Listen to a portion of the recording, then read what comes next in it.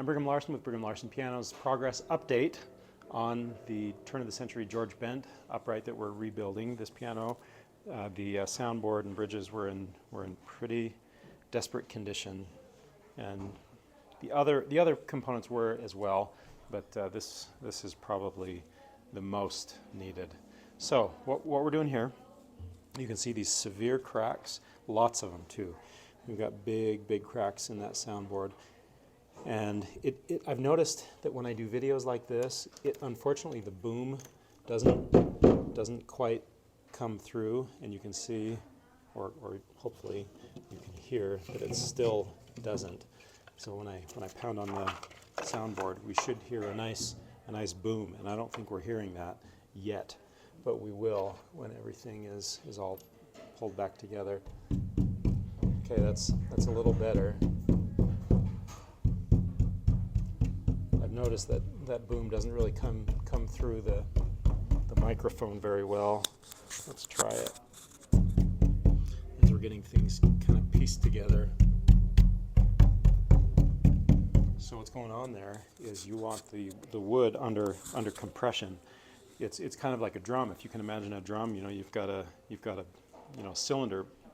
If you can think of like an African drum, you've got a cylinder of wood, and then you pull a skin across it. If it's floppy, if it's not pulled under tension, and then you play the drum, it's going to sound terrible. It's going to not sound at all. But if you think of those ropes that kind of wrap around, pulling that skin nice and tight around the top of the drum, and then you play it, suddenly it comes alive. Like you think of, who was it? Tito Puente was the awesome percussionist. Playing it just sounds awesome. Anyway, same idea. If that wood is just flat under no tension, and you play it through the bridges, strings vibrate, which vibrate the bridges down into the soundboard. If it's not under tension, which is what happens with all of these cracks over time, the soundboard loses its crown. It's kind of like that. The strings that go around the drum, the African drum, pulling that skin tight, it's like those strings have lost their tension, and so the skin on top, which is in my analogy, is the wood, the soundboard wood, has lost its tightness.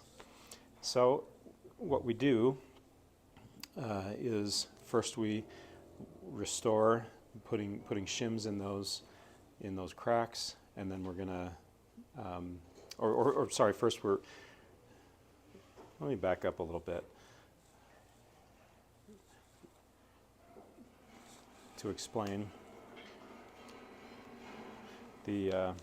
So you can't, of course, on wood, you can't pull it tight. You can't pull on it like you do on a skin, but you push it. You kind of confine it so that it's under compression. So it's kind of the opposite. Skin you can't push, but you can pull it. Wood you can't pull it, but you can push it. So that's what is going on, and when it's pushed, it's kind of squeezed, it can't go anywhere, so it kind of bows up in the middle because it's being squeezed and it wants to go out, but it can't. So it's under that compression, and that's what gives it its boom. Okay, so back to my explanation of what we're doing, where we're at in this process. So the first thing we do is we're re-gluing the ribs. That's what all of these screws are. And you can see these pencil marks right there. That's the location of all of the ribs. The ribs are, let's see if we can come over here. You can see, oh no, back here. This is really unusual. This is a 1880s Emerson where the soundboard all just comes right out. These are the ribs right there that are perpendicular to or more or less perpendicular to the orientation of the grain of the wood, which all of the soundboard is glued together like that. Ribs are going the perpendicular direction, glued, and what happens is you get separation where, and actually, there's a perfect example. There, why don't you get the camera angle right there? You can see all of that separation of the glue.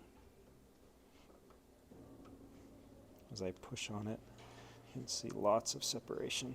So the first thing we need to do is we need to return that glue joint, and that's what the screws are doing.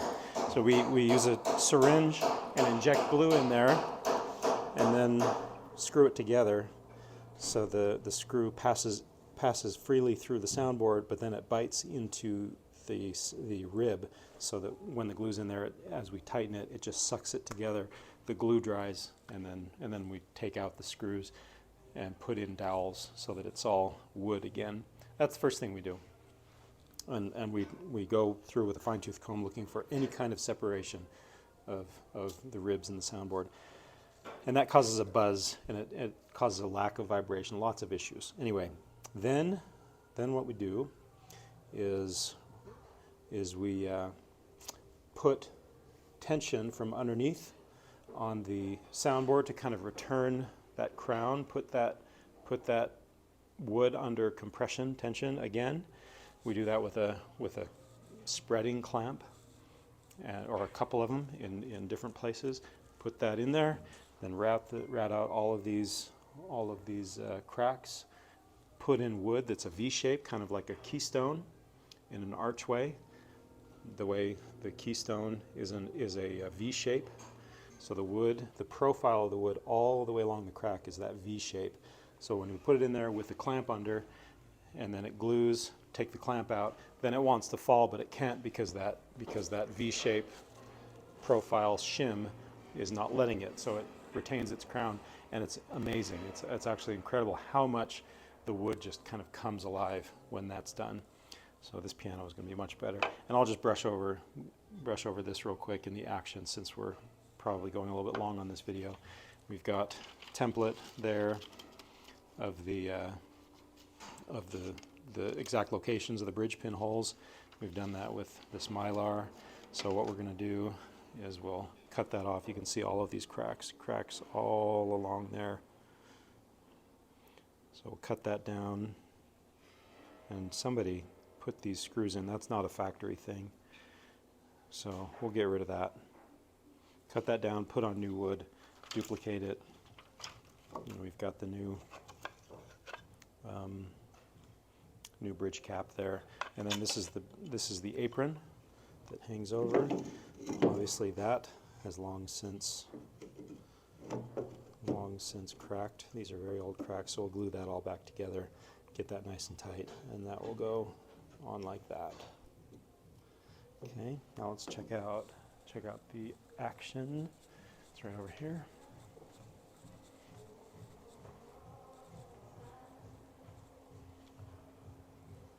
I think the plate is currently getting its paint job, so its plate is not there. But here's the action. We've got new hammer butts on there. We'll be putting a number of other new parts on there. Looks like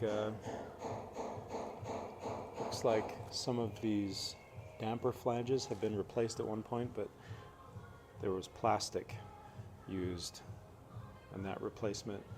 Some of them are wood. You can see these that are this lighter color wood. That was replacement. But then this plastic, if you're a piano technician watching this, you know the perils of mid-century plastic. It crumbles in your finger. So we'll replace a lot of those, and then repairs galore. Been doing all sorts of repairs on this one, replacing felt and